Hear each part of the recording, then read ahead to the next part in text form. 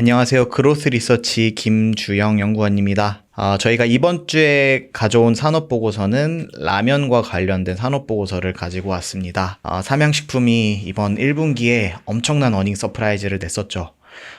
지금 시장에서 봤었던 부분들은 이제 캐파가 거의 다 찼다. 가동률이 거의, 90%, 80% 이렇게 왔다 갔다 하는 정도로 더 이상 이제 매출이 올라갈 만한 이제 상방은 없어 보였는데, 이번 1분기 실적 발표에서 영업이익을 예상치보다 좀 크게 상회를 했었죠. 라면과 관련된 판매량이 아직 많아질 것 같고, 그와 관련해서 주요 시장을 위주로 라면 판매량이 계속해서 늘어날 것으로 이제 보여지고 있어서 식품 쪽 라면과 관련된 종목들이 이제 시장에서 좀 주목을 받고 있습니다. 그래서 그와 관련해서 저희가 산업보고서를 이제 작성을 해봤고요.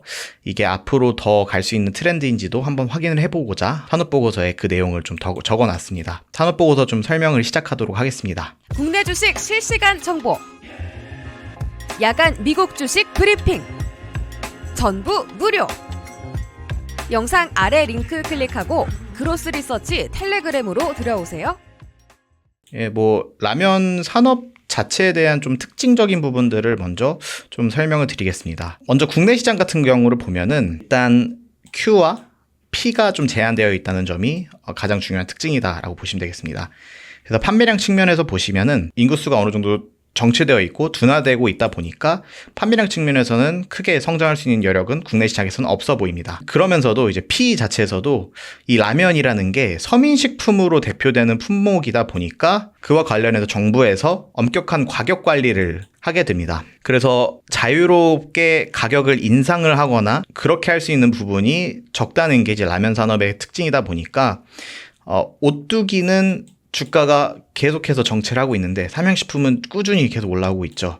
그 특징이 오뚜기는 국내 위주로, 삼양식품은 해외 위주로 하다 보니까 주가 차이가 크게 나타나고 있다라고 보시면 되겠습니다. 그러다 보니까 이제 국내에 있는 라면 기업들이 적극적으로 해외를 개척할 수밖에 없는 상황이라고 보시면 되겠습니다. 그래서 이 월마트에서 이제 라면 가격을 보시면 되겠는데, 우리나라에서는 불닭볶음면이 한 1,000원?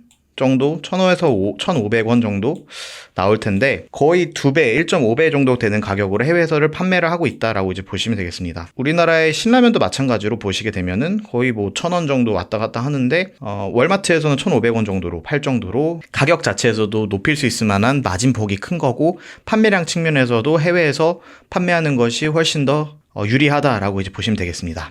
근데 여기에 더불어서 지금 한류 열풍이 본격화되면서 K라면과 관련된 시장이 같이 이제 커지고 있다는 것이 이 라면 업계에서 좋은 방향성이다라고 보시면 되겠습니다. 이제 2019년에 기생충에서 한우체크 짜파구리의 등장으로 짜파게티 그리고 너구리의 판매량이 해외에서 좀 크게 올라갔던 부분들이 있고요. 이제 방송 프로그램에서 BTS의 이제 지민이 삼양식품의 불닭볶음면을 즐겨 먹는 모습이 좀 연출이 되면서 삼양식품 불닭볶음면의 판매량이 이전에도 많이 있었지만 더 많아지는 이제 계기가 됐었던 부분들이 있었습니다. 그래서 해외 한국 라면에 대한 노출도가 이제 많아지다 보니까 SNS에서도 노출도가 많아지고, 그러면서 판매량도 같이 늘어나고 있는 모습들이 이제 보여지고 있는 게 K라면의 현황이다라고 보시면 되겠습니다. 그래서 우리나라 이제 라면 수출 동향을 보시면은 12년부터 해서 작년까지 가파르게 이제 성장하고 있는 모습들이 이제 보여지고 있습니다.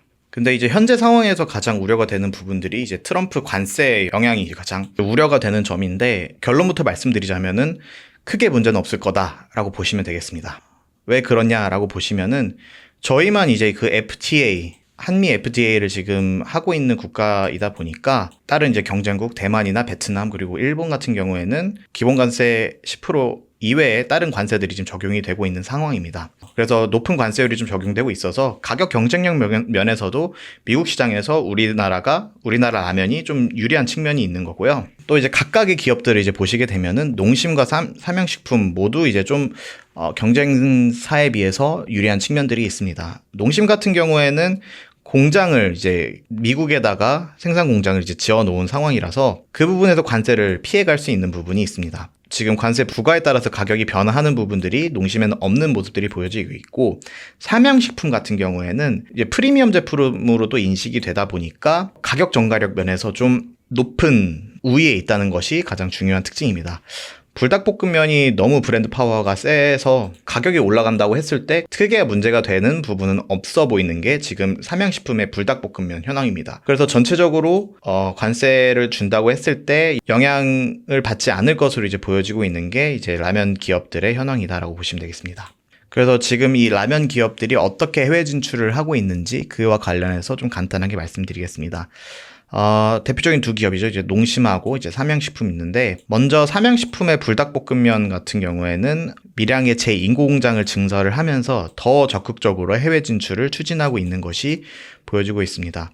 이 밀양 공장 같은 경우에는 올해 5월부터 이제 가동이 되기 시작을 했고, 라면 연간 캐파가 한 19.3개에서 26.2개로 내년에 이제 26억 개 정도로 증가할 것으로 이제 보여지고 있어서, 지금 이미 가격을 많이 올려놓은 상태인데 거기에 Q가 더 훨씬 더 올라갈 수 있는 Q가 커지다 보니까 상방 자체가 훨씬 더 올라갈 수 있는 면이 삼양식품은 더 있다라고 보시는 게 좋을 것 같아요. 그리고 뭐 삼양식품 같은 경우에는 이 불닭이라는 브랜드를 이용을 해서 다양한 맛을 좀 만들어내고 있습니다.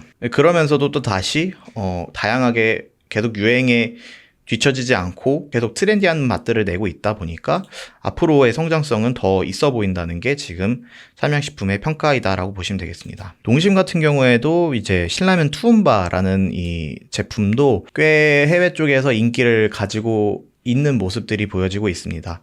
그래서 이 신라면 투움바가 6월부터 이제 월마트에 이제 유통을 하게 되었고, 해외 쪽으로 계속해서 그 빨라지고 매출액 증가율이 좀 커지고 있는 모습들이 농심에서 이제 보여지고 있는 게 가장 중요한 트렌드다라고 보시면 되겠습니다. 그래서 투자를 하실 때는 이제 라면 기업인 농심 그리고 삼양식품이 증설 중인 물량이 이제 판매량으로 이어지는지에 대한 지속적인 관심이 좀 필요한 부분들이 있어 보인다는 게 투자하실 때 유의하실 점이다라고 보시면 되겠습니다. 그래서 저희가 좀 주목해 볼 만한 종목으로 가져온 게 이제 농심과 사조동화원이라는 기업인데, 농심에 관한 내용들은 좀 많은 분들이 좀 아실 수 있다 보니까 간단하게 저희가 산업보고서에 적어 놨으니까 한번 직접 보시면은 한번 이해하시는데 좋지 않을까라는 생각이 듭니다. 저희가 좀 이제 주목할 만한 기업으로 또 가져온 게 이제 사조동화원이라는 기업인데, 사조동화원이 좀 이번에 K라면 수혜에 있어서 좀 낙수 효과로 볼 수 있는 부분이 크지 않을까라는 생각이 들어서 사조동화원을 가지고 왔습니다. 사조동화원 같은 경우에는 이제 제분을 하는 기업입니다. 제분이라는 건 이제 밀가루를 만드는 이제 역할을 하는 게 이제 사조동화원이다라고 보시면 되겠는데, 이 국내 제분 산업 같은 경우에는 사조동화원 그리고 대한제분, CJ제일제당 이 세 개의 3사가 전체 70%를 장악할 정도로 과점화된 시장이다라고 보시면 됩니다. 특히나 이제 그 삼양식품 자체 계열사인 삼양제분이라는 이 회사도 있는데, 이 삼양식품의 라면 자체를 전체적으로 다 커버를 하기에는 공급 능력이 딸리는 부분이 있습니다.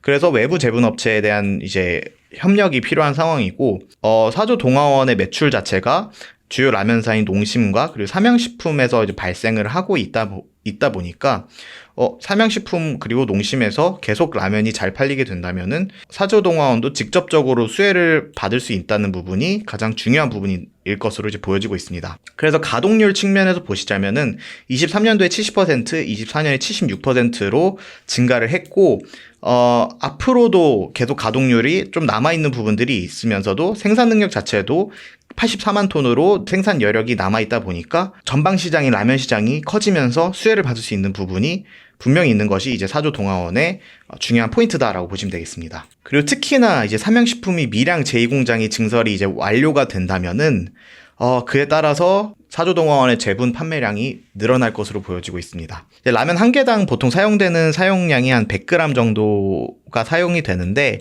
이것을 고려를 했을 때 한 12억 개 정도 규모가 밀양 공장에서 생산이 될 것으로 이제 보여지고 있습니다.